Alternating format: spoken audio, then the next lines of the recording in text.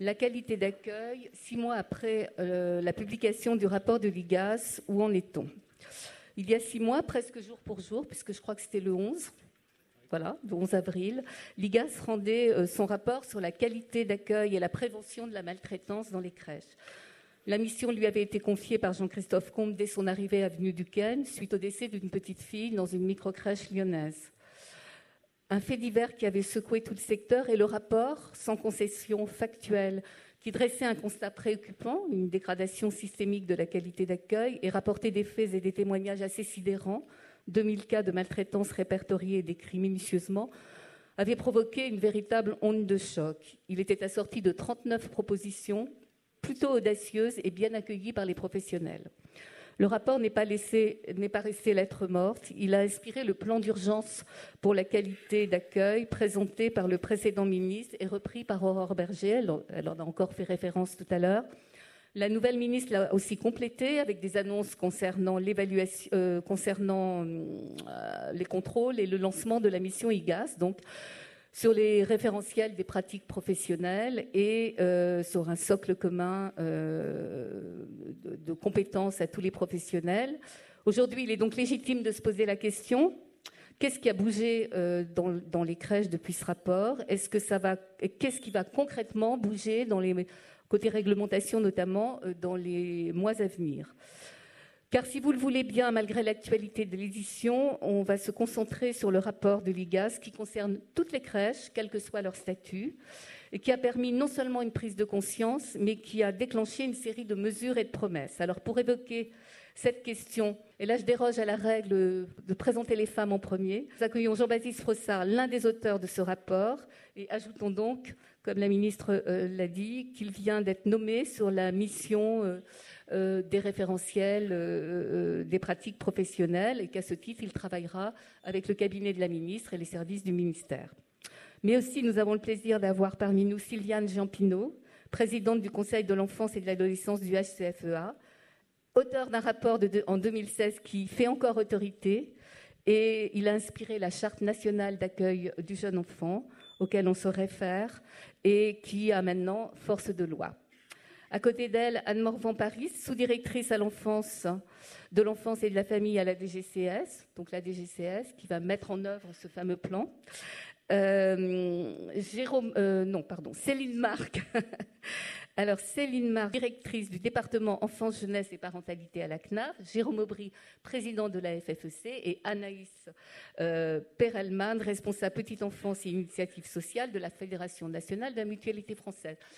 Agnès Blondeau, qui représentait la FEAP, a eu un empêchement, une urgence familiale et s'excuse de ne pouvoir être parmi nous. Mais je crois que Anaïs, de temps en temps, pourra donner le point de vue de la FEAP, car Agnès lui a donné ses notes. Donc, évidemment, on va commencer par vous et le choc du rapport. On l'a dit, la publication a déclenché un véritable électrochoc. Sa restitution au comité de filière, on peut s'en souvenir, a été un moment qui était vraiment empreint de gravité et de beaucoup d'émotions.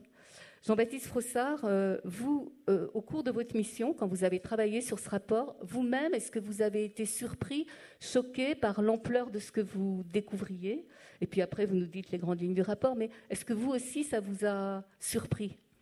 Je dirais que nous n'avons pas été surpris par le fait qu'il existe de la maltraitance, parce que l'existence de la maltraitance, elle est liée à l'accueil de personnes qui sont en situation de vulnérabilité, qui sont en situation de dépendance, et elle existe dans tous ces secteurs-là. Et peut-être que ce qui était étonnant, c'est qu'on en parle si peu et qu'on le regarde si peu dans l'accueil collectif de la petite enfance. Parce que, et on l'a perçu au cours de la mission, il y avait une forme d'idéalisation, mais qui va avec une dévalorisation du secteur et des métiers. Ce sont des femmes qui s'occupent des bébés, elles aiment les bébés, elles sont gentilles, etc. Et donc, c'est quand même ça. Donc, on ne regardait pas le fait que c'était un accueil de personnes dépendantes, vulnérables, avec donc les risques inhérents qui s'attachent à ce type d'accueil, et donc que le risque de maltraitance, c'était une question qui devait être sans cesse posée, reposée, discutée dans les formations, dans les établissements. je dirais que notre rapport a eu une sorte de choc, évidemment, par ce qui est écrit sur les maltraitances, mais qu'il faut dépasser le stade du scandale, que la maltraitance, ça n'est pas, c'est terrible, mais ça n'est pas un scandale, c'est un risque, et vous parliez des autres types d'accueil tout à l'heure, oui, c'est un risque qu'il y a dans tout accueil de personnes dépendantes vulnérables, l'accueil individuel, l'accueil collectif, les EHPAD, l'accueil des personnes en situation de handicap. Donc, c'est un risque de ces activités qu'on doit en permanence discuter, travailler dans ce type de pratiques.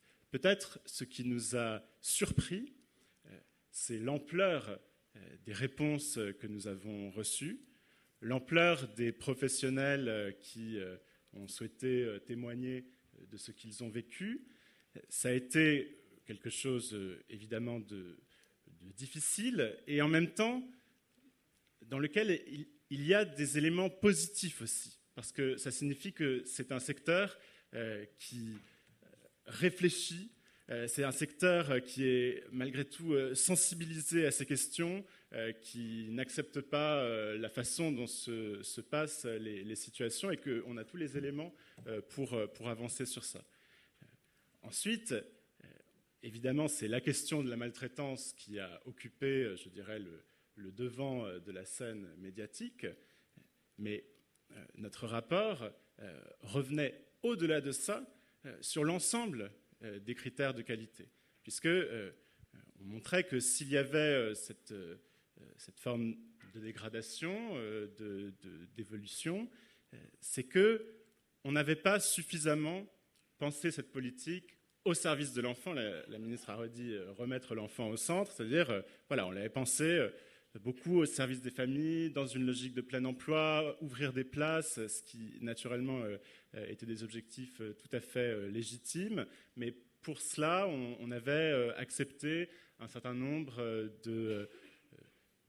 d'assouplissements dans les exigences de qualification des professionnels, d'une réflexion peut-être insuffisamment poussée, solide sur les taux d'encadrement, sur le nombre d'enfants dans un groupe, sur les exigences qui pouvaient s'appliquer dans les bâtiments eux-mêmes. Et donc sur tout ça, on a fait un certain nombre de propositions, vous le rappeliez, pour avancer sur tous les critères qui allaient permettre d'assurer la qualité. Parce que ce qu'on a voulu montrer également sur les questions de maltraitance, c'est que les faits de maltraitance, bien sûr, il y a une responsabilité individuelle, il y a un fait individuel, mais leur origine et leur cause est institutionnelle, systémique.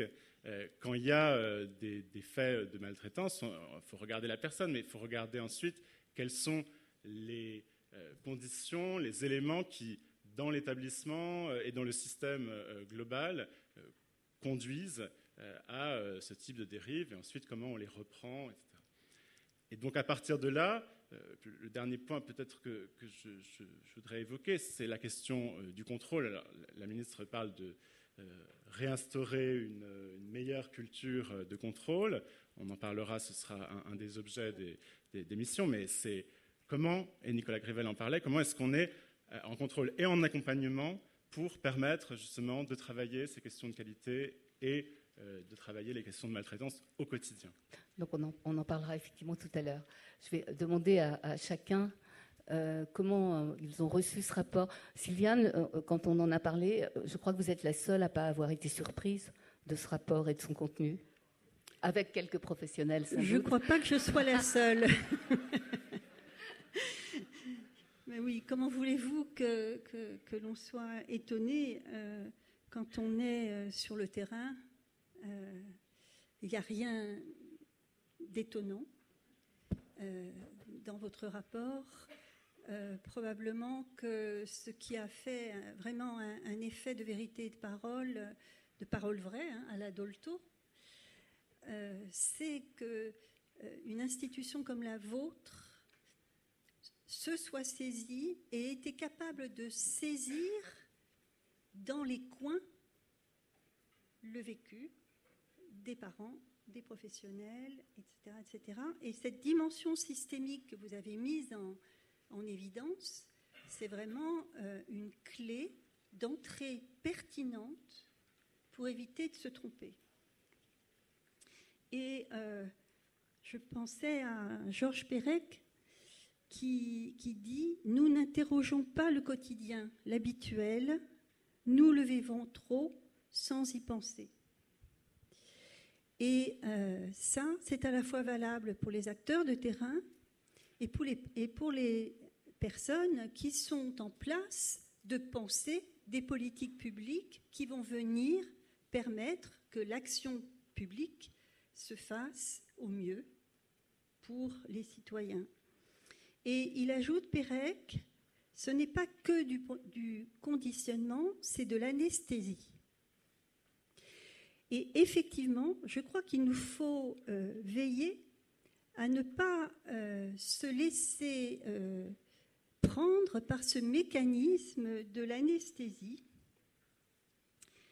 et ne jamais oublier, parce que le scandale arrive aujourd'hui, ne jamais oublier que dans ce domaine, nous avons une histoire et que cette histoire est revisitée par un trauma. Et ce trauma, il n'est pas nouveau. Je me suis déjà exprimée à cette tribune. Cette petite fille n'est sûrement pas la première à avoir été sacrifiée sur l'autel du déni, de la méconnaissance, du non-savoir, de cette passion du non-savoir, en fait, qui nous anime tous quand la vie est compliquée. Et ce qui est important à partir de ce rapport, c'est que chacune des parties prenantes puisse sentir et savoir qu'elle n'est pas seule et qu'on va pouvoir travailler ensemble. On a des outils, mais la difficulté va être de savoir lesquels on va choisir et comment on va les appliquer. Et là, vraiment, il va falloir être vigilant. Merci. C'est ensemble, je vais juste rajouter un point quand même. La qualité d'accueil du jeune enfant n'est pas séparable de la quantité de l'offre, n'est pas séparable de cet axe que la France a aujourd'hui vraiment adopté, qui est que d'abord, on est au service du développement et de l'épanouissement des enfants, ce qui inclut la parentalité, la lutte contre les inégalités, etc., etc.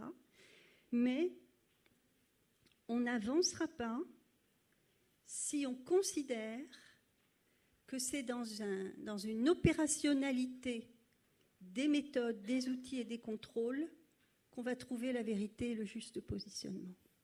Merci.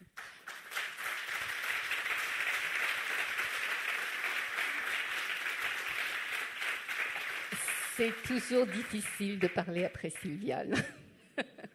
Anne Morvan-Paris, comment vous avez reçu ce rapport, vous ? Oui, donc en parlant du point de vue de l'administration, c'est évidemment moins évident puisque on était très pris par la réforme Norma au niveau de la DGCS et des partenaires de la petite enfance.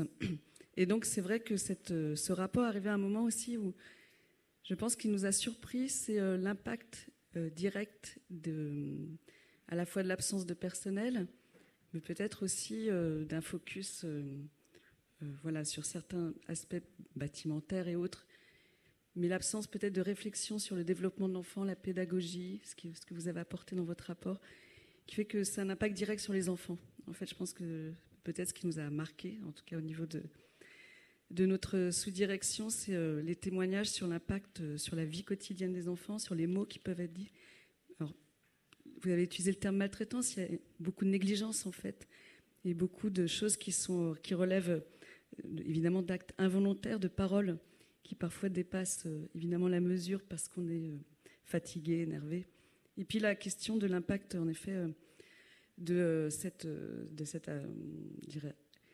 difficulté de qualité de vie au travail des professionnels sur l'enfant. Je crois que c'était la chose la plus forte dans le rapport. Après, sur la deuxième chose qui a apporté votre rapport, c'est en effet, on s'est peut-être rendu compte que finalement, on n'avait pas forcément de réflexion en termes de programme. Il y avait la charte qualité de l'accueil qui existait avant, mais comment on la décline ? En fait, qu'est-ce que ça veut dire concrètement, cette charte ? Et vous nous invitez en fait à devoir travailler sur un programme, ce qu'a dit très bien Sylviane sur le fait que, mais qu'est-ce qu'on va choisir ? C'est-à-dire quand on parle de développement de l'enfant et de programme ou de manière d'aborder le sujet de l'accompagnement des enfants, il faudra choisir et réfléchir collectivement par des apports scientifiques, par des apports pédagogiques, comme ça peut se faire dans d'autres secteurs de l'enfance. Alors l'éducation nationale est fan du BO, je ne suis pas sûre qu'il faut faire un bulletin officiel de la petite enfance. Mais par contre, il faut quand même qu'on ait une réflexion sur, dans les formations et ensuite dans l'accompagnement tout au long de la carrière des professionnels, sur une meilleure évaluation de l'impact de ce que l'on fait auprès des enfants, les gestes que l'on a sur leur développement et sur donc une bientraitance de l'enfant. Merci. Céline Marc, même question. Comment vous avez reçu ce rapport ? Je pense que tout le monde, de toute façon, a quand même été extrêmement touché par ce rapport qui, effectivement, relatait des expériences vécues et des paroles de professionnels. Je pense que ça, c'est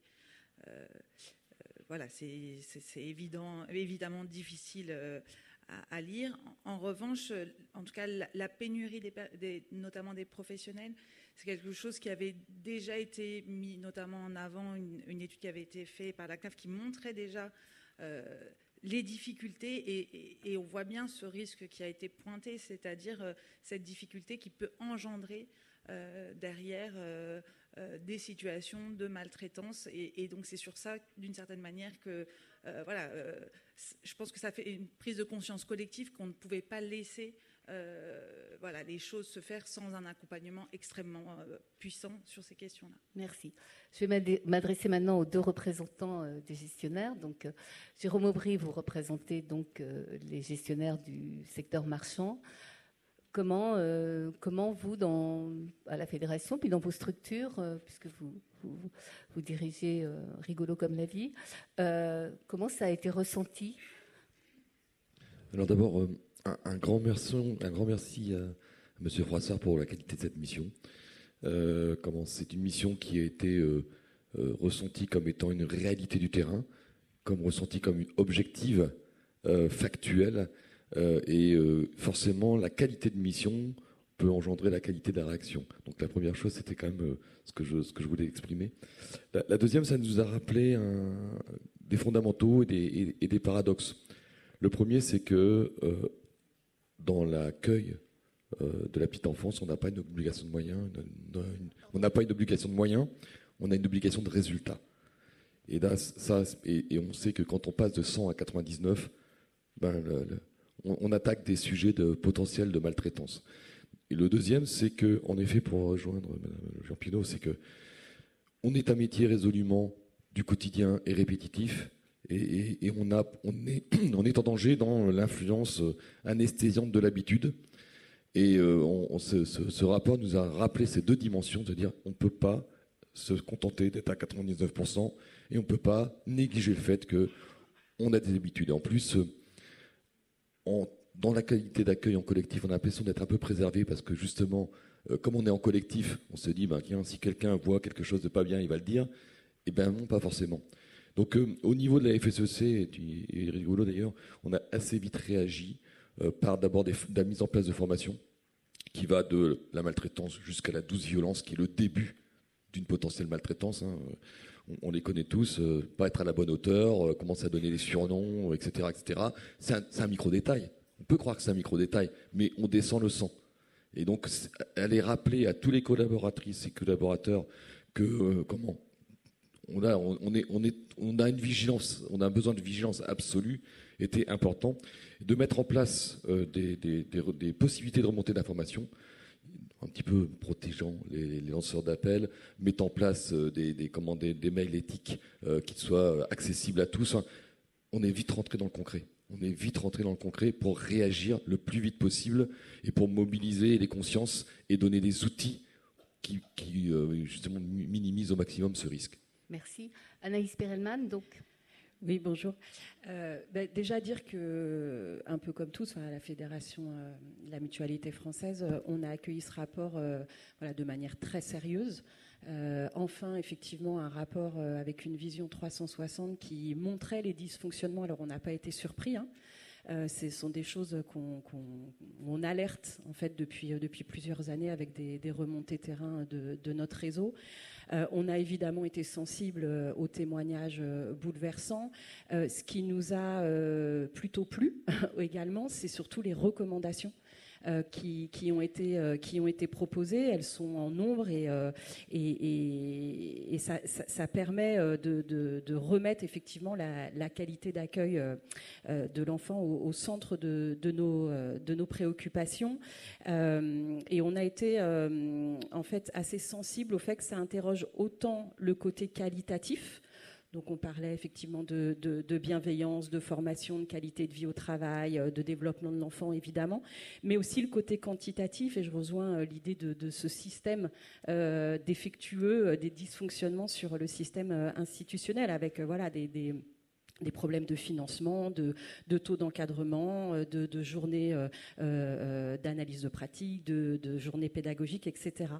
Et juste pour dire que sur les 39 recommandations qui ont été proposées, on a été effectivement sensible au fait qu'on puisse encourager donc une profonde révision du modèle de financement des EAJE, et pour ça on vous remercie parce que ça fait le lien en tout cas avec ce qu'aujourd'hui est proposé sur quelques points la COG et au développement des moyens pour la formation et le salaire. Et là effectivement c'est encore un sujet dont on attend des actions très concrètes.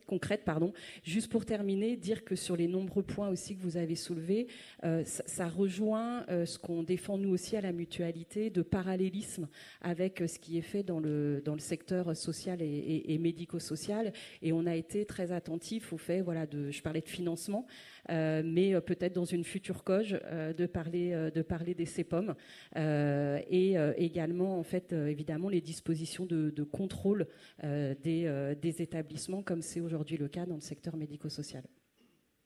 L'IGAS beaucoup, mais pas grand-chose sur la COG quand même. Hein. Donc, concrètement, est-ce que vous avez pris des mesures, Anaïs Perelman ou Jérôme Aubry, dans vos structures ? Alors, pris des mesures concrètes, pas forcément, parce que ça a plutôt, interrogé, et en tout cas, au niveau des professionnels, plutôt rassuré. Dans le sens où elles ont pu pointer du doigt, alors je dis elles, mais pointer du doigt les choses qu'elles faisaient de bien, voir ce qu'elles faisaient de même mieux de ce qui était dénoncé, ou en tout cas dans les recommandations proposées dans ce rapport. Donc ça a permis en tout cas une certaine, assurance du travail au quotidien. Après, ça a effectivement permis une prise de conscience, je ne sais plus qui disait ça, mais je rejoins sur le système défaillant. Et du point de vue des gestionnaires, on s'est rendu compte, notamment lors des journées pédagogiques par exemple, que l'accent a été mis justement plutôt sur une remise à niveau des connaissances, du développement de l'enfant, une remise à niveau, et qui était moins le cas les années précédentes, plutôt orientée sur le bien-être aux salariés, sur les équipes dues aux 2 ans Covid par exemple. Donc on a senti un peu ce revirement au niveau des gestionnaires. Et puis juste terminer sur le fait que ce qui a peut-être changé, c'est le rapport qu'ont nos gestionnaires, notamment avec leurs partenaires principaux que sont les collectivités, et le fait d'assumer par exemple, de réduire des amplitudes horaires, de fermer des sections ou de fermer des établissements, et de ne plus se sentir forcément coupable de le faire, parce que dans ces conditions-là, en fait, on ne peut pas accueillir. Et donc, on prend cette décision de fermer et on prend cette décision de le dire à nos partenaires, clients, entreprises et collectivités. Très bien. Jérôme Aubry, brièvement. Oui, alors je vais déjà commencer à l'aborder. C'est comment, d'abord, de libérer la parole, très important, libérer la parole, donc faire tout pour libérer la parole, et quand même être assez réactif dans les sanctions. Et donc être assez même intransigeant. Donc on est vraiment parti là-dessus. En plus, évidemment, de ce que je vous avais exprimé sur la formation, et la formation. Parce que ça part de là, parce que c'est ce qui permet de conscientiser dans mon acte ce que je fais de bien ou ce que je fais de moins bien. On l'a parfaitement compris parce que notre dernière table ronde est consacrée à la formation. Donc la ministre y a fait référence. Suite à ce rapport, il y a eu d'abord une prise de position du comité de filière de la petite enfance, il y a eu plein de prises de position de la part de professionnels, et il y a eu ce plan d'urgence qualité proposé par Jean-Christophe Combe et qui va se décliner grâce à la DGCS et qui va être financé grâce à la CNAF. Donc, je vais vous donner la parole à toutes les deux. Et puis après, on reviendra peut-être sur la nouvelle mission que vous a confiée la ministre. Oui, la déclinaison de ce plan de qualité, c'est une déclinaison du service public de la petite enfance qui était quand même... Quand le rapport est arrivé, on était dans cette réflexion sur ce que pourrait être ce service public de la petite enfance. Les travaux étaient déjà très engagés, en fait. Et ce qui est venu amener... le rapport IGAS, c'est d'accélérer peut-être cette réflexion et de se dire qu'on a des opportunités de pouvoir pousser un certain nombre de sujets, donc notamment sur les questions d'inspection, contrôle et d'autorisation, puisque là, comme l'a évoqué la ministre, on a le projet de loi plein emploi qui a un article 10 qui va donc consacrer l'autorité organisatrice par les communes.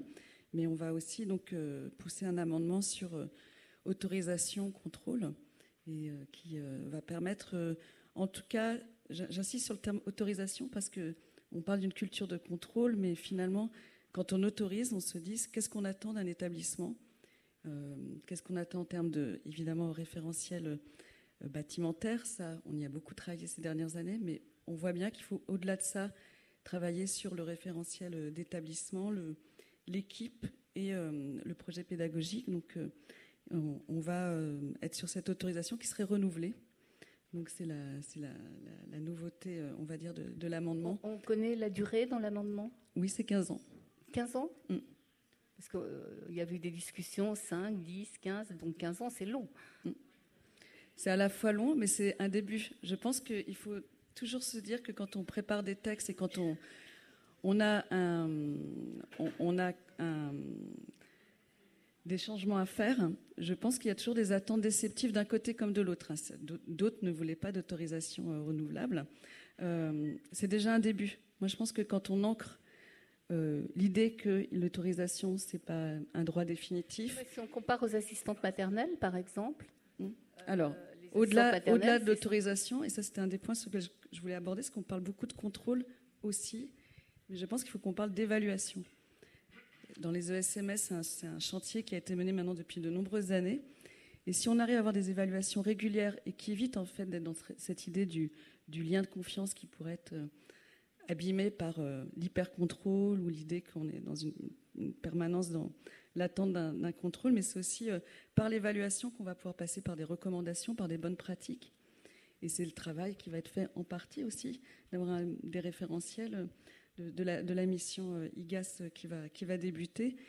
Et cette évaluation, on va voir sous quel rythme elle serait faite, mais en inspiration de ce qui peut se passer dans d'autres types d'accueil collectif, type ESMS.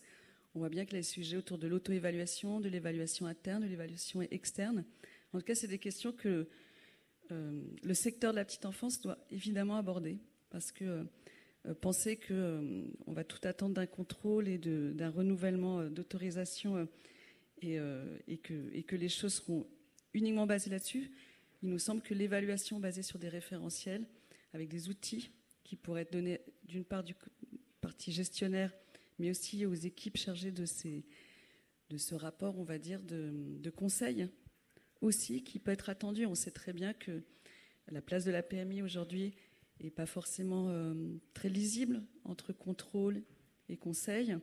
il y a besoin de remettre au travail ces sujets-là. Et puis sur le plan qualité, on a deux autres volets qui sont celui des professionnels, évidemment, du plan attractivité. Je n'ai pas forcément parlé beaucoup ce matin puisque le travail est en cours. Il a été évoqué des questions de revalorisation salariale, mais au-delà de ça, il y a toute la question des formations, du niveau de formation des professionnels, avec des questionnements autour évidemment du CAP petite enfance. Mais ça va être des sujets de long cours. On voit bien que sur ce type de décision, il faut être prudent et avancer avec une structuration de ces métiers dès la formation initiale, puis dans la formation continue. Et puis le deuxième est donc je dirais dans la qualité, donc le référentiel autour des règles d'organisation, des règles d'intervention auprès des enfants, les règles de groupe, c'est quoi un groupe, la question de l'âge aussi que vous avez beaucoup évoqué dans le rapport, la question des rythmes de l'enfant et de la différenciation qu'on n'a peut-être, à mon sens, pas assez prise en compte. Ce qui se passe pour un enfant de 6 mois n'est évidemment pas la même chose qu'un enfant de 2 ans. Donc, il faudra peut-être être attentif à ces questions-là. Et puis, par rapport à la lettre de mission qui a été donnée à Florence Dabin, je voulais juste apporter une précision aujourd'hui. Donc, cette lettre de mission est basée sur la question du repérage et du signalement. Aujourd'hui, c'est quelque chose qui est, on peut le dire, relativement inexistant en dehors du fait que les PMI, évidemment, existent, mais les familles ne sont pas forcément au courant de qui est le bon interlocuteur. Est-ce que c'est le gestionnaire en première intention? Est-ce que c'est la PMI? Est-ce que c'est une autre autorité?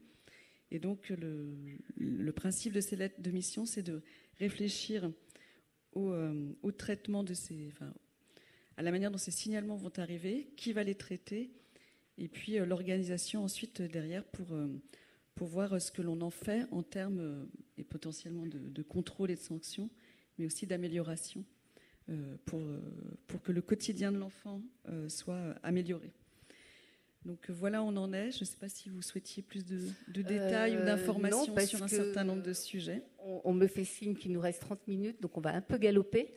Non, je vous remercie. Alors, rapidement, Céline Marc, peut-être, excusez-moi, c'est juste comment la CNAF va accompagner ce plan qualité, et après, on vous donne la parole sur la mission. Et Sylviane, je vous demanderai ce que vous inspire tout ça.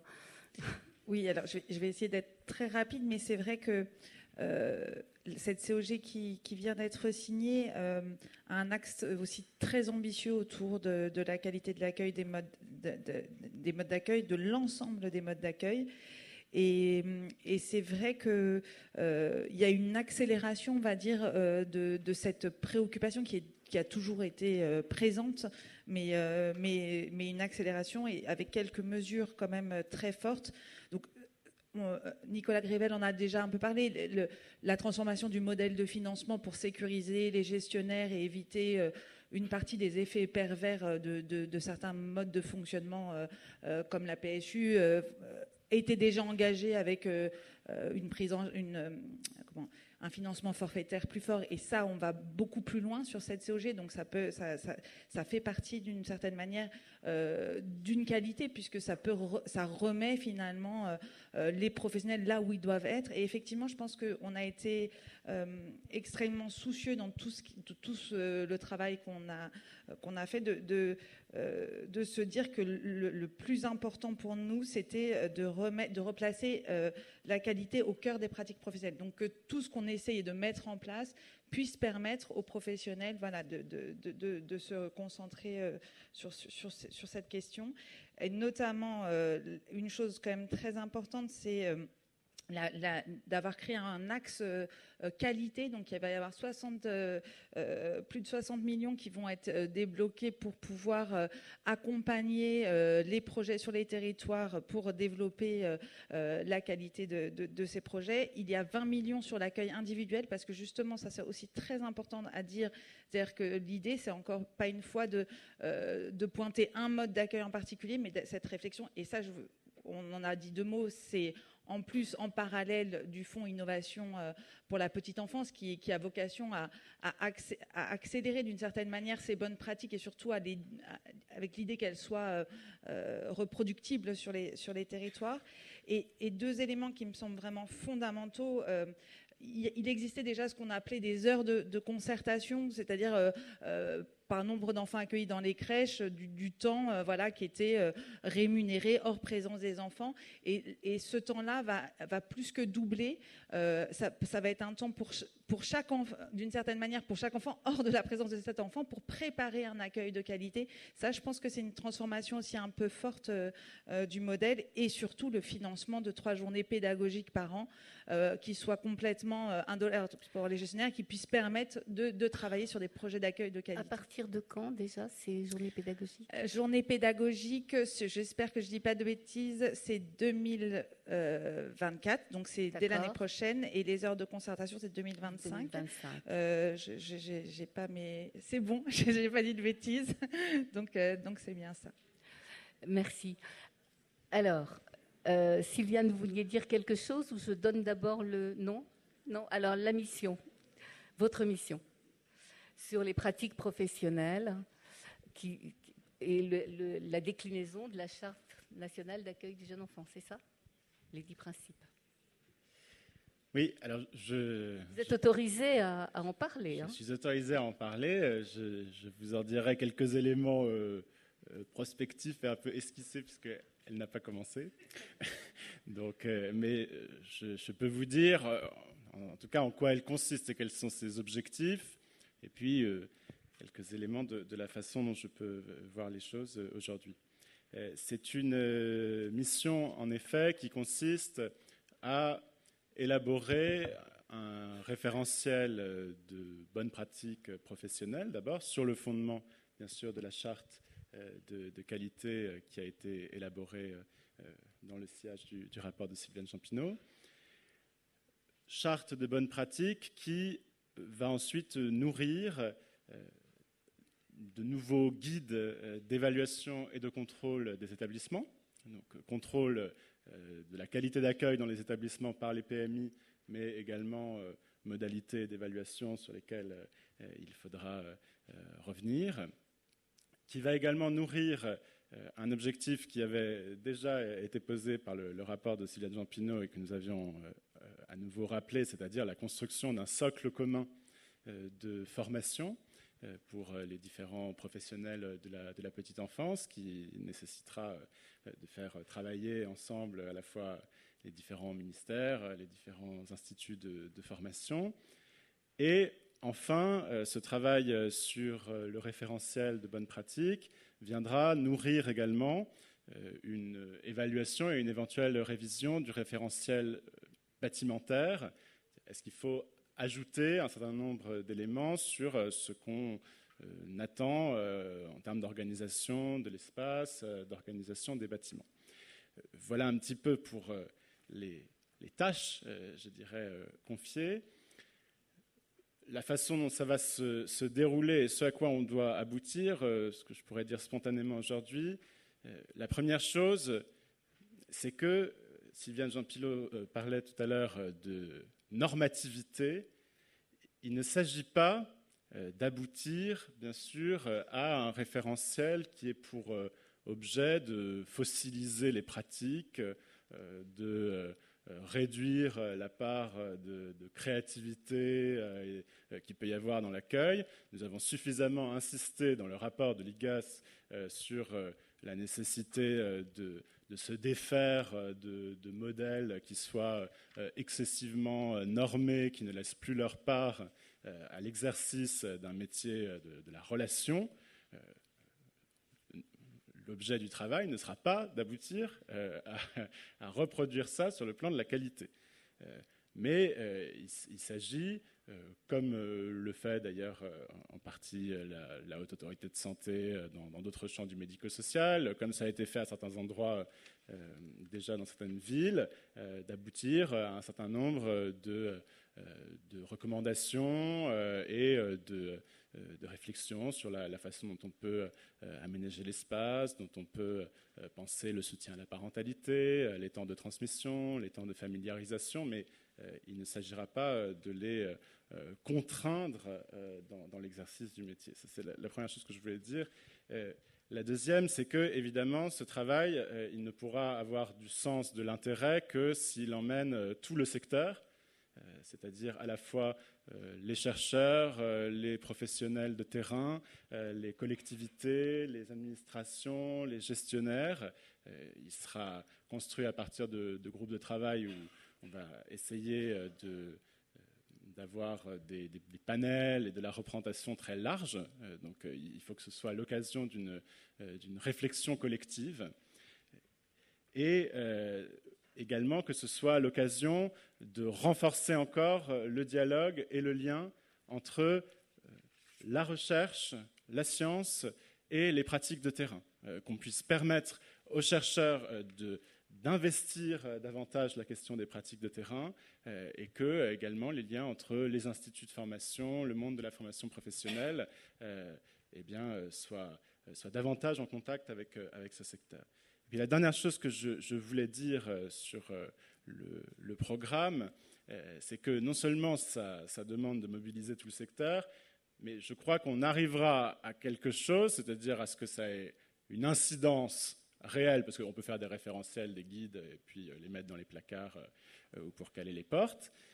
Ça n'aura d'incidence réelle que si on arrive à avancer un petit peu en marchant, c'est-à-dire à mobiliser un certain nombre de territoires, de collectivités qui ont envie progressivement de se lancer au fur et à mesure de la réflexion dans des tentatives de tests de nouvelles modalités de contrôle, d'évaluation, pour qu'on en fasse un levier pour avancer.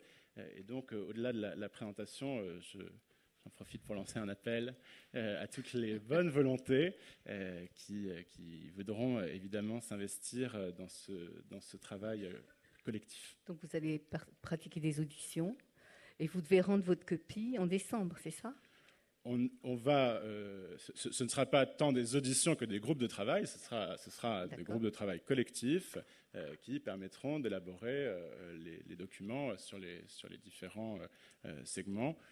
Décembre, c'est ce que j'ai cru entendre de la part de la ministre. Ça ne manque pas de capacité de travail, mais ce sera peut-être un peu juste. Bien. Sylviane Champino, alors, qu'est-ce que ça vous inspire, cette mission, vous qui êtes quand même à l'origine de cette charte? Vous avez toujours dit que ce n'était pas un mode d'emploi. Alors voilà, est-ce que vous êtes d'accord avec l'esprit de cette mission tel que nous l'a expliqué Jean-Baptiste Frossard, ou est-ce que vous trouvez que ça dénature un peu ce que vous vouliez faire? Écoutez, je crois que je suis d'accord avec l'esprit dans lequel Jean-Baptiste Froissart aborde cette mission. Après, pour le reste, je voudrais quand même rappeler que ce qui a été administrativement appelé la charte de qualité d'accueil du jeune enfant, très vite, j'ai en tout cas exprimé mes réserves sur le terme de charte, parce que les chartes, il y en a partout, les chartes de fabrication, des produits, des détergents, etc., etc. Donc on sait que les chartes engagent tout le monde, mais finalement personne, et qu'il va nous falloir être attentifs à ne pas faire semblant de faire, et en voulant faire vraiment, de ne pas casser le jeu que permet ce texte dans sa subtilité, sa complexité. Et je voudrais quand même rappeler que, comme outil, on a quand même le rapport du HCFEA sur la qualité d'accueil, défini comme affective, éducative et sociale, sans jamais perdre l'un des trois termes, et appeler à une certaine vigilance sur le fantasme qu'il y aurait à transposer des référentiels, des systèmes de certification issus du médical et du médico-social D'autant que dans le rapport qualité que nous avons instruit, nous avons travaillé avec l'ARS, nous avons travaillé avec des certificateurs du domaine du social et du médico-social qui ont attiré notre attention sur les biais, les failles. Et je crois que si on regarde le bilan de notre système de santé publique et de nos services sociaux et médico-sociaux, eh bien, il n'est pas sûr qu'on ait encore trouvé le moyen de fabriquer de la qualité seulement comme ça. Voilà, c'est juste.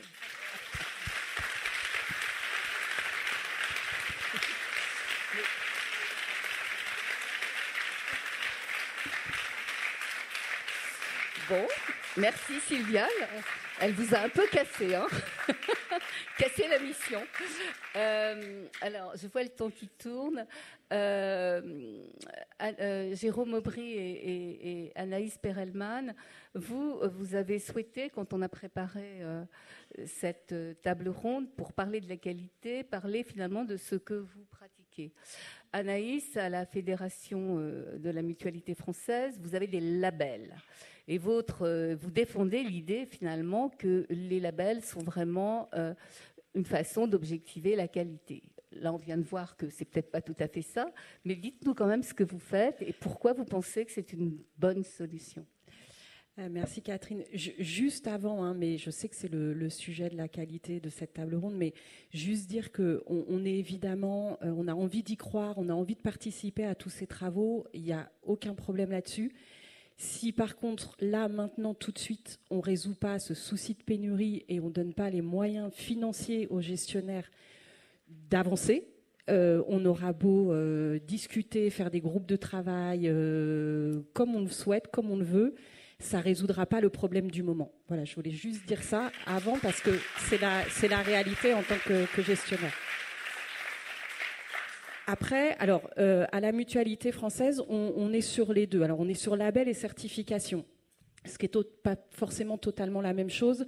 Très rapidement, un label, pour nous, c'est plutôt une première démarche, un engagement d'une équipe autour d'un projet, voilà, pour démarrer quelque chose autour, effectivement, alors d'un sujet en particulier. Ça peut être la RSE, l'environnement, le développement durable. Ça peut être, effectivement, qui font partie de la qualité notamment. Ça peut être d'autres sujets. Donc, à ce titre-là, on a, nous, souhaité aussi signer un partenariat, notamment avec La Belle Vie. Mais on a également aussi une certification. Et ça, depuis maintenant plus de 10 ans, en fait, on a été les premiers à créer le premier référentiel AFNOR qualité. Et on se rend compte quand même, au bout de 10 ans, donc on a un petit peu de recul, que ça participe en fait à la qualité d'accueil dans les structures. C'est-à-dire que c'est pas la réponse. Et je vous rejoins, Sylviane Lampineau, c'est pas la réponse à tout, mais ça permet de poser les choses. Et on s'est rendu compte que sur ce référentiel, notamment, donc qui comprend plusieurs engagements, sur différentes actions, ça permet de valoriser le travail au quotidien des professionnels qui souvent le font naturellement.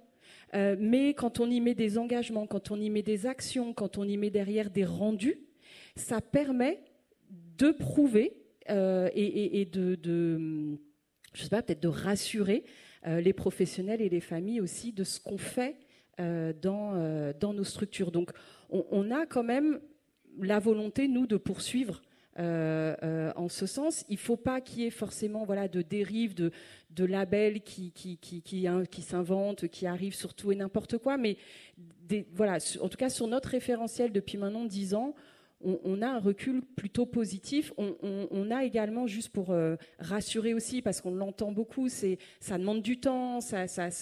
Aujourd'hui, les gestionnaires et les directeurs et directrices de crèche sont sur autre chose.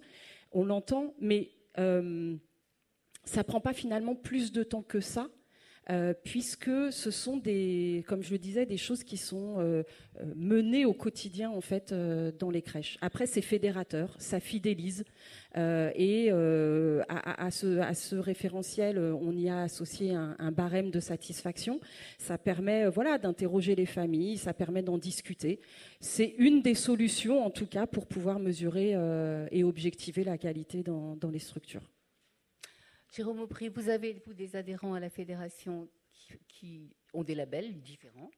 Et puis, vous me disiez que vous avez aussi à la fédération une charte éthique. Vous pouvez nous... Alors, d'abord la qualité, je vous ai dit tout à l'heure que la sécurité affective et physique, c'est une obligation de résultat. La qualité, c'est des moyens. Et donc, il n'y a pas de recette magique unique de la qualité. C'est simplement un contexte d'amélioration continue et qui est une alchimie extrêmement complexe qui passe par évidemment le taux d'encadrement. Mais attention, le diable est dans les détails, l'ange dans la précision. On peut avoir un taux d'encadrement à 1 pour 5, mais si la présence des collaborateurs n'est pas en lien avec les plannings de la présence des enfants, le 1 pour 5, il n'a plus de sens. Et donc il faut être, et c'est très précis. Donc c'est la formation, c'est etc. À la fédération, on a posé le principe que tout adhérent doit adhérer, entre guillemets, doit s'organiser dans un contexte d'amélioration continue. Alors, certains ont des labels, d'autres des certifications, les troisièmes des référentiels personnels. Moi, c'est mon cas, je suis rigolo comme la vie. On a 230 questions et on fait des regards croisés d'une crèche à l'autre pour identifier ces questions. On fait des regards croisés avec les managers, avec des intervenants externes qui mettent les équipes dans une logique d'amélioration continue par rapport à ce que nous, on veut chez Rigolo comme la vie. Et ce n'est pas forcément ce qu'on retrouve dans les labels qui est un peu plus normé, statistique, etc. Donc, à la fédération, ce principe d'amélioration continue est obligatoire pour tous les adhérents. Mais par contre, le comment, il est multiple et on n'est pas sectaire sur le comment. Je crois qu'il faut être ouvert et simplement mesurer qu'on a mis tout le monde dans un questionnement, dans une logique d'amélioration continue, dans la relecture de pratique qui permet d'avoir un résultat plus qualitatif. Voilà, c'est un petit peu le... Céline Marc, vous avez imaginé à la CNAF avoir comme dans le curseur, par exemple, les établissements qui ont un label pour récompenser, entre guillemets, la qualité. Est-ce que ça peut être un élément pour vous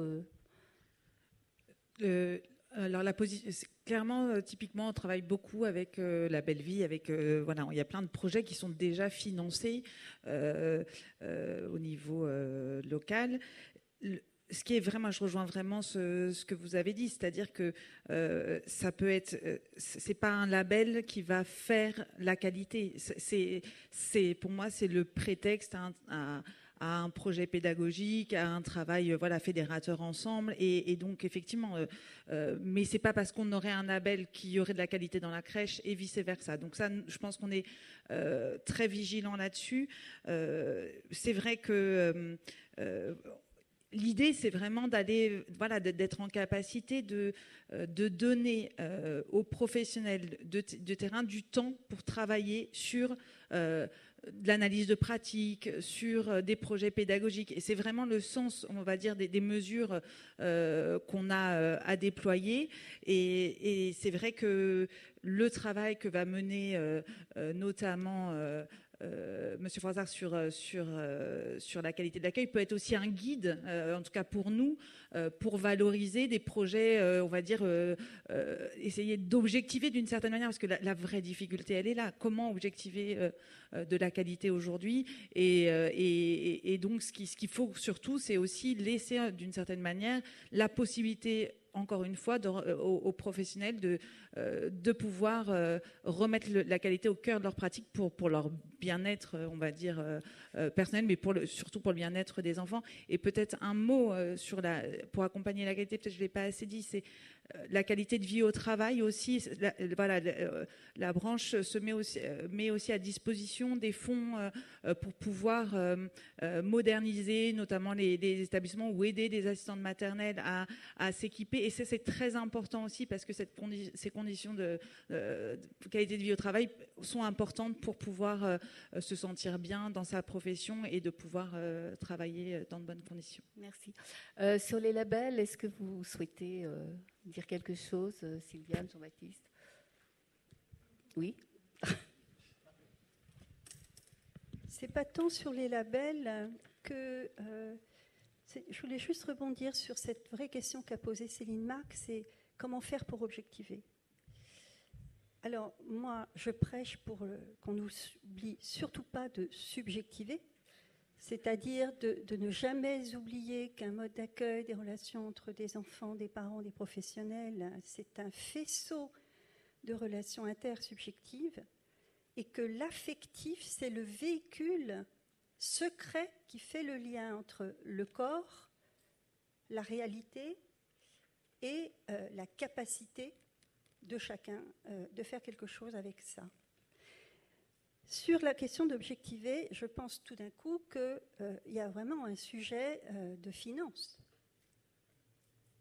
On est dans un domaine où se croisent des finances publiques diverses et variées, un domaine où se croise l'argent des familles qui payent pour qu'on s'occupe de leurs enfants, un domaine où un acteur important, c'est bien sûr la branche famille de la sécurité sociale, c'est l'argent des cotisations sociales.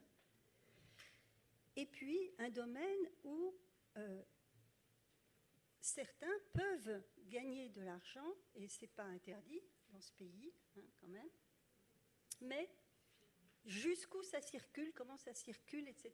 Je propose, non pas d'être dans un truc idéologique là-dessus, public, privé, ce n'est pas la question, mais je crois qu'il faut faire une expertise plus précise sur ça. Merci. Peut-être quand même pour réagir. Il est évident que la construction de ce référentiel, c'est un point de départ. C'est un point de départ pour construire ensuite tout le reste de ce qu'on évoquait, c'est-à-dire comment on avance sur les formations, comment on avance sur l'évaluation et contrôle, parce que le contrôle de la qualité d'accueil qu'on a appelé de nos voeux dans le rapport, il ne se construira pas s'il n'a pas de base sur laquelle s'exercer. C'est comme ça que peut s'exercer un contrôle institutionnel. Et puis, je vais quand même dire deux choses. C'est que la qualité, effectivement, elle se fonde sur des critères institutionnels. Quels sont les financements, quels sont les taux d'encadrement, quelles sont les garanties. Et après, ça a été dit, elle se fonde sur une réflexivité continue au sein des établissements, des structures, des professionnels.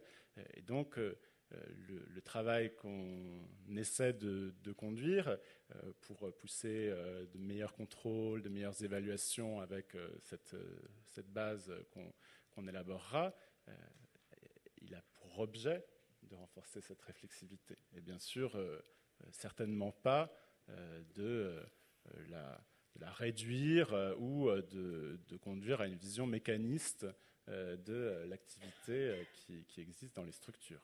Ce serait totalement à l'inverse de ce qui est pensé et voulu pour ces travaux.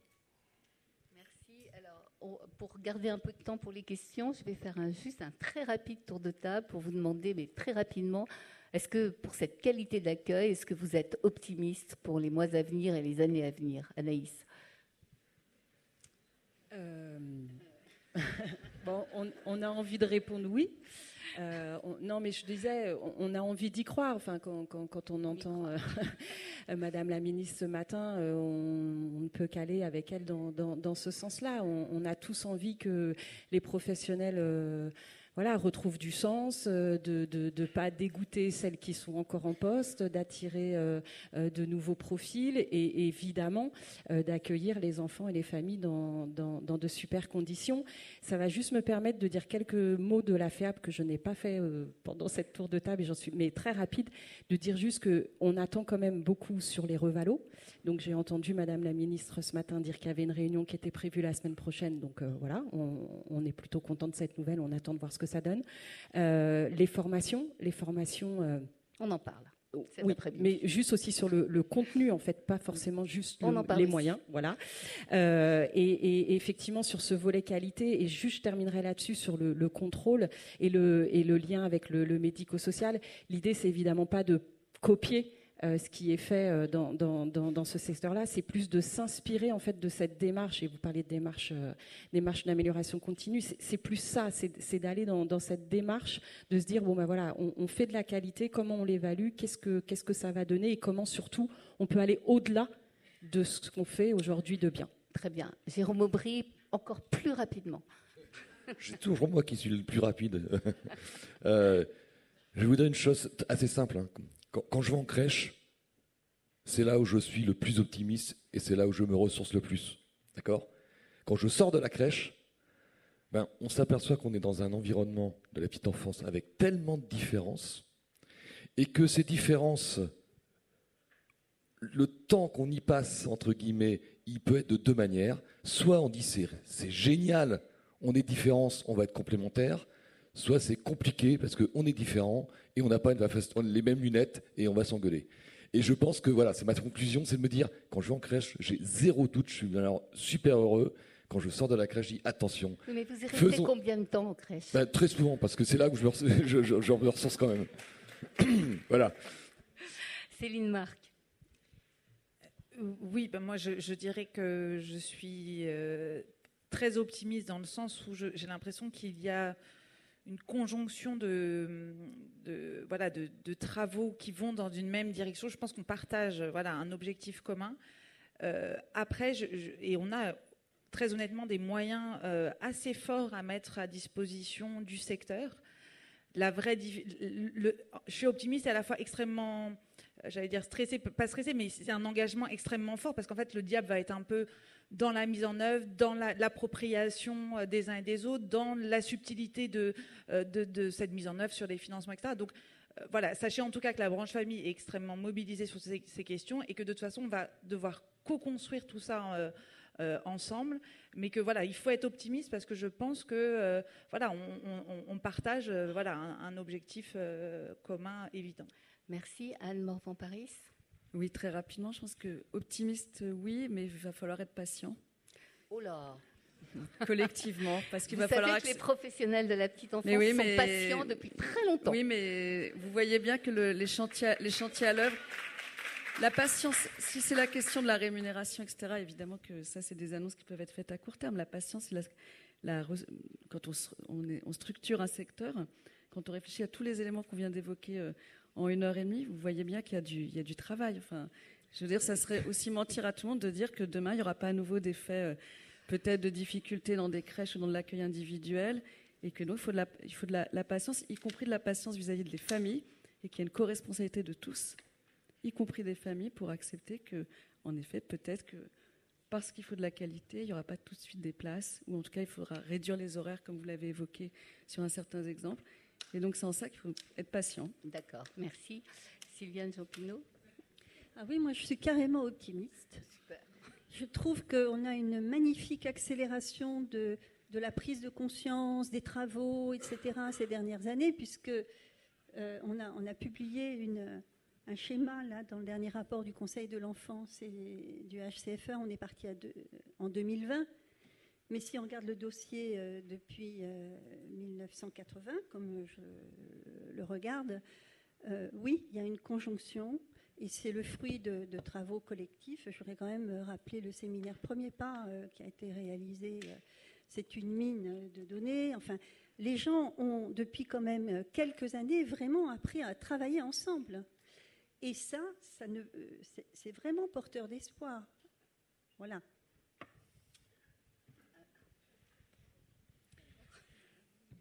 Je suis aussi optimiste, sinon je rendrais le tablier.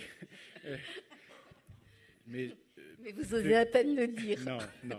Plus sérieusement, je suis optimiste parce que je trouve que la petite enfance est devenue une question de premier plan.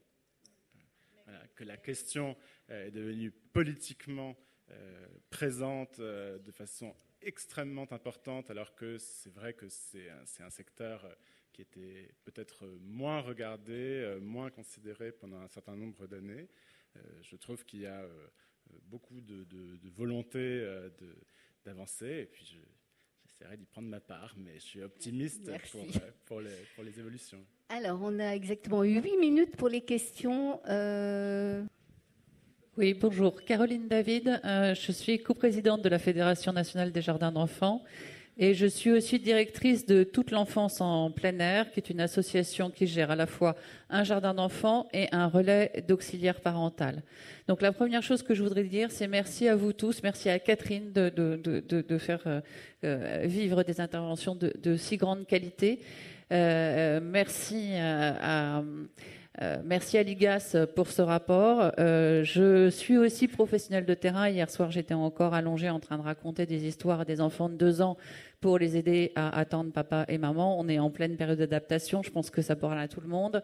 Voilà, le rapport IGAS ne m'a pas surprise. Je pense qu'il n'a pas surpris 98% des professionnels qui sont sur le terrain. Ça fait longtemps qu'on le sait. Mais vraiment, merci beaucoup pour l'avoir dit de votre place. Ça va faire bouger les choses. Merci beaucoup.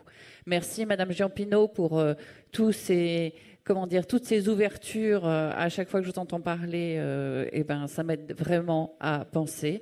Et merci à la Caisse d'allocation familiale pour cette COG. Ça va pas encore assez loin, ça va jamais assez loin, mais c'est déjà assez extraordinaire d'entendre qu'il y aura plus d'heures de concertation et que les journées pédagogiques vont enfin être rémunérées, parce que effectivement, on ne peut pas penser accueillir des jeunes enfants avec de la qualité si on n'a pas les moyens de discuter entre adultes et de penser entre adultes hors de la présence des enfants. Voilà. Donc, écoutez, moi, je suis assez optimiste. Je trouve que ça bouge quand même si ça a mis longtemps à démarrer. Et puis, parce que je pense vraiment profondément qu'il y a aussi 98%, voire peut-être encore plus, de professionnels de terrain qui n'attendent que ça, de faire de la qualité. Et que si on leur en donne les moyens, on va le faire. Merci.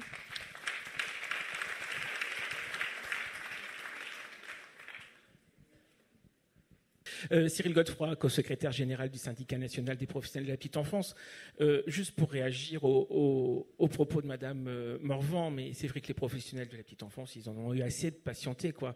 Le rapport de Sylviane Giampino, il date quand même de 2016. Je vais parler que de celui-là parce qu'il y en a eu déjà beaucoup avant. Et donc, du coup, dire qu'il faut encore patienter, c'est vraiment quand même très compliqué à entendre. Donc, voilà, on est là, on est tous mobilisés sur la question dans le cadre du comité de filière petite enfance. Nous aussi, on remercie fortement le travail que l'IGAS a fait dans ce premier rapport, parce que du coup, un travail de restitution de tous les témoignages qu'il a pu recevoir qui est vraiment important. Mais du coup, il faut y aller. Et puis, je vais me retourner aussi vers les représentants du secteur privé, mais on n'a pas besoin non plus d'attendre que l'État soit là pour pouvoir aussi améliorer les salaires des professionnels. Vous avez quand même aussi un système qui est mis en place qui vous permet justement de pouvoir avancer sur les bouquins non mis. Alors vous êtes peut-être d'accord avec les bouquins qui sont parus, mais il prouve quand même que du coup il y a quand même des financements qui sont là. Donc au-delà d'aller vers des certifications, des labels qui permettent éventuellement de faire un peu de marketing ou de cosmétique par rapport à la qualité d'accueil, faites en sorte aussi que du coup les professionnels qui sont sur le terrain, on ne soit plus obligé de lire que les témoignages comme quoi ils ne sont payés qu'au SMIC. Et là aussi on avancera. Anne Morvan. Non, mais s'il y a une autre question. Ah, pardon. Alors, là. Non, mais je vous ai vu, mais il y a 2 personnes. Bonjour. Vous n'êtes pas brimé. C'est pas grave. Bonjour, je suis Amal Cosma. Je suis hôte d'un podcast qui s'appelle Référence Petite Enfance et j'ai géré des crèches sur les 15 dernières années dans différents modes de garde, modes de crèche. Merci beaucoup pour tout votre travail. Je voulais parler de ce que vous avez dit sur le référentiel qualité. Un des sujets que j'aborde beaucoup dans mon podcast, c'est la référence et c'est la première recommandation du rapport des 1000 jours dans la partie sur les crèches. Voilà, donc je voulais juste soulever ce point, c'est que les enfants, on sait qu'ils ont besoin d'avoir des figures d'attachement Et je pense qu'un des problèmes dans la pénurie de professionnels, dans le turnover que j'ai expérimenté moi-même pendant 15 ans, c'est que les professionnels perdent aussi le sens au travail parce qu'il y a de moins en moins, dans l'organisation du travail en crèche, c'est de moins en moins possible de se structurer, notamment dans un lien fort de référence. Voilà, donc je voulais promouvoir une fois de plus, comme je le fais dans mon podcast, l'intérêt de cette valeur-là. Et voilà, c'est un point pour moi qui est essentiel dans la lutte aussi contre la pénurie de pros et la valorisation du métier de la petite enfance. C'est de remettre l'enfant dans un lien d'attachement avec les professionnels de la petite enfance. Merci. Alors, il y en a une là, et monsieur, je sais, et vous n'avez pas besoin de... Alors là, il y en a deux là. Oui, bonjour. Bonjour, je suis éducatrice de jeunes enfants. J'avais juste une remarque par rapport à la démarche qualité. Ça a déjà eu lieu à l'hôpital et ça a menacé, ça a abouti au suicide de soignants et à la catastrophe de l'hôpital public tel qu'on la connaît aujourd'hui. Sinon, ma question aussi, c'était, vous parliez au niveau de la CNAF de financement d'accompagnement de structures. Quid des modes de garde associatifs et également des jardins d'enfants, puisqu'on n'en a pas parlé là, puisque c'est quand même un mode d'accueil alternatif hyper intéressant et donc qui est là sur la sellette. Donc, est-ce que vous pourriez nous parler de ce que vous allez faire pour le secteur associatif non marchand? Merci. On prend encore 2 questions et puis vous répondez, Céline Marc? Ou non? Oui.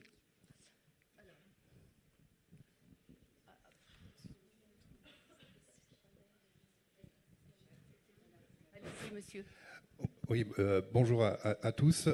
Thierry Fayet. Alors, moi, je suis gérant d'un organisme de formation et administrateur à la Fédération des acteurs de la compétence. Donc déjà, les acteurs de la compétence, on se tient à votre entière disposition.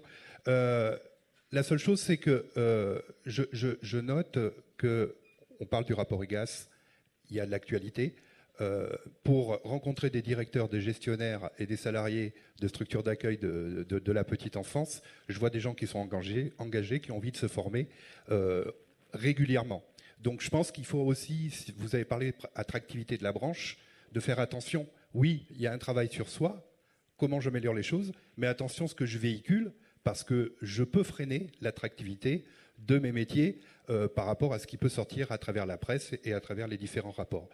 Et la dernière chose, c'est peut-être aussi, et là c'est un clin d'œil à la CNAF, c'est de valoriser les expérimentations territoriales, parce qu'effectivement, il y a de l'engagement sur les territoires, il y a des CAF qui s'impliquent dans des démarches, et elles les portent, je pense notamment à la Guyane, et de valoriser aussi peut-être les structures d'accueil qui mettent les moyens pour faire des structures d'accueil qui soient jolies, qui soient attrayantes, et où les parents sont contents et les familles sont bien reçues.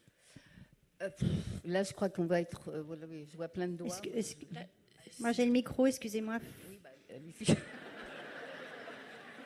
Monsieur n'a pas le micro. Frédéric Garciot, département des Hauts-de-Seine, donc en charge du contrôle et de l'agrément des crèches. Je voulais juste souligner en fait la mobilisation, la motivation des équipes de PMI. Donc nous, sur les Hauts-de-Seine, on est organisé en équipe dédiée et c'est un vrai sujet, l'accompagnement sur de nombreuses années. On est témoin, comme vous tous ici, des difficultés de nos métiers. Moi, je vous connais tous depuis très longtemps. Je suis sur le secteur depuis très longtemps. Et mon message, c'est pas une question, c'est de vous dire, venez nous voir. On a une réflexion, nous, actuellement, avec une chercheuse. Donc, moi, j'ai engagé des travaux avec une chercheuse sur comment, justement, observer et arriver à des critères objectifs sur le bien-être des enfants en crèche, parce qu'on est très très malheureux de ce qui se fait, et on accompagne comme on peut les gestionnaires et tout type de gestionnaires. Donc on est aux côtés de l'État, aux côtés de la CAF, aux côtés des gestionnaires. Donc pensez au département. Merci beaucoup. J'ai aussi le micro, je vais aller très très vite. Mais je suis là devant. Oui. Oui, allez-y. Ouais, excusez-moi. Je fais comme la dame, j'ai le micro en main. Mais bon. Oui, mais mais voilà. J'ai très rapide. C'est comme le pompon ouais, mais bon, au manège. Je l'avais avant elle. Non, je vais être super rapide. Je suis Pascale Mitonneau, donc moi je suis adjointe à la petite enfance à Angers. On avait eu la chance aussi d'accueillir la consultation territoriale autour du service public de la petite enfance. Elisabeth Laitier est venue à plusieurs reprises, qu'on a aussi accueilli la clôture des travaux le 1er juin dernier. C'est pas pour ça que je prends la parole. En fait, je voulais juste dire qu'on a engagé toute une démarche autour de la qualité de l'accueil dans les crèches municipales. On en a 11 à Angers depuis 2 ans. Donc aussi, je pense qu'on peut faire les choses. Il faut toujours un peu de patience, que je pense qu'il faut surtout de la réflexion. Et si ça demande de la patience, cette réflexion, eh bien, il faut être un peu patient. Mais je pense aussi qu'il faut être extrêmement réactif, aller assez vite pour pouvoir vraiment engager toutes ces démarches autour de la qualité d'accueil. Nous, en 2 ans, ça a permis, sur les 6 premiers mois, une expérimentation sur 2 crèches seulement, avec beaucoup de temps d'échange entre les différents établissements qu'on a sur notre ville, pour ensuite le déployer sur l'ensemble des crèches municipales. Et je parle de ça parce que je crois aussi beaucoup au rôle régulateur des collectivités. On verra, et je suis heureuse aussi de savoir que ce seront les collectivités qui porteront aussi cette politique-là. On essaie, nous, de le faire déjà, mais je pense que c'est très important, et ce rôle de régulateur par rapport à l'ensemble du territoire. Et pour pouvoir aussi le mener à bien, il faut qu'on essaie d'être un peu exemplaire. Donc, vraiment, je suis heureuse que nous, on ait pu engager ces travaux-là, et j'engage aussi les autres collectivités à pouvoir redémarrer ça, et on se tient à votre disposition, monsieur Frossard. Caroline, récupère le micro. Alors, je crois qu'il y a madame et il y a monsieur, et après, Céline Marc, vous répondez. D'accord ? Alors, bonjour. Geneviève Diomélan, je suis assistante maternelle. Je ne sais pas s'il y a beaucoup d'assistantes maternelles aujourd'hui, mais si ce n'est pas le cas, je vais les représenter. Il y en a quelques-unes. Voilà. Donc c'est super important qu'on parle aussi du métier d'assistante maternelle par rapport à la qualité d'accueil, mais également des moyens qui sont mis à notre disposition. Donc de ne pas nous oublier dans le débat. Voilà. Merci.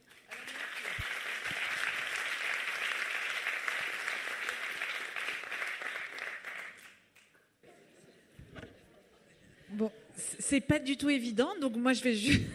Après, l'avantage, c'est que je peux répondre qu'à ce qui m'arrange, donc c'est ce que je vais faire.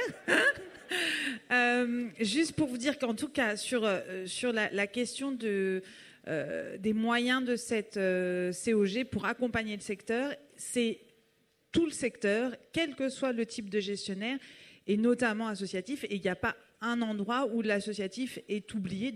Voilà, c'est pas le statut qui va faire. Donc ça, je pense que c'est important à partager, et qu'il y a un axe fort quand même autour des 2-3 ans, parce qu'on sait que c'est un vrai sujet. Donc très honnêtement, vous n'êtes pas du tout oubliés, tout comme les assistantes maternelles et l'accueil individuel. On est face, ça a été dit par la ministre et répété, face à un vrai défi devant nous, avec des assistantes maternelles qui partent en retraite très bientôt. Il y a besoin d'accompagner cette profession, de lui donner un souffle, que les gens se sentent bien dans cette profession. On n'en a pas parlé parce qu'on est très focalisé sur le FNAS, mais il y a la réforme du CMG, donc, qui peut aussi accompagner vraiment les assistantes maternelles pour que les familles aient accès plus facilement et puissent utiliser ce mode d'accueil d'une certaine manière, en tout cas qu'ils ne soient pas contraints financièrement à l'utiliser. Et donc ça, je pense que c'est tout ça. Voilà, on a encore une fois, c'est ce que disait Sylviane, la petite enfance est au premier plan, on a des moyens, mais on a encore effectivement beaucoup de choses à faire ensemble sur ces questions. Je vous remercie.